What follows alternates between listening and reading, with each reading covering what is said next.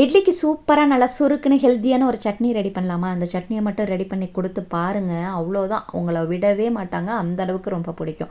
அதுக்கு முன்னாடி இட்லிய ஊத்தி விட்டுட்டு வந்துரலாம் அப்படி சொல்லிட்டு ஊத்தி விட்டுட்டு, இது சின்ன வெங்காயத்துக்கும், பூண்டுக்கும் தோல் உரிக்க வேண்டிய வேலை இருந்துச்சு. அதையும் உரிச்சிடலான்னு சொல்லி உரிச்சாச்சு. ஒரு கடாய் வச்சுட்டு ஆயில் விட்டு ஆயில் நல்லா சூடாகி வந்ததும் 15 சின்ன வெங்காயம், ஒரு 5, 6 பல் பூண்டு, ஒரு சின்ன துண்டு இஞ்சி அதை சேர்த்து நல்லா வதக்கி விட்டுருங்க.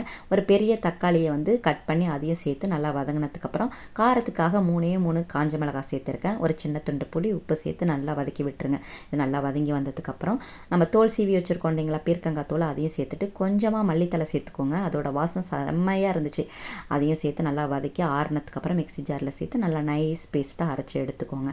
ஒரு கடாய் வச்சுட்டு ஆயில் விட்டு ஆயில் நல்லா சூடாகினதும் கடுகு, கடலப்பருப்பு, கருவேப்பிலை சேர்த்து நல்லா பொரிஞ்சதுக்கப்புறம் நம்ம அரைச்சி வச்சுருக்க சட்னியும் சேர்த்து நல்லா ஒரு கொதி வர்ற அளவுக்கு கொதிக்க விட்டு இறக்குனீங்கன்னா சூப்பரான சட்னி ரெடி ஆகிடும். இட்லி கூட சாப்பிட்றத விட உண்மையை சொல்லணும்னா இது தோசை கூட அடி தூளாக இருந்துச்சு.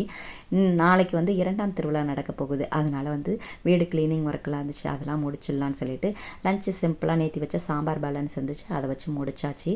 அதுக்கப்புறம் ஒரு 3 மணி போல் நானும் சனுஸ்காவும் பேரண்ட்ஸ் மீட்டிங் மொட்டை வெயிலில் போய் அட்டன் பண்ணிவிட்டு வீட்டுக்கு திரும்பிட்டோம்.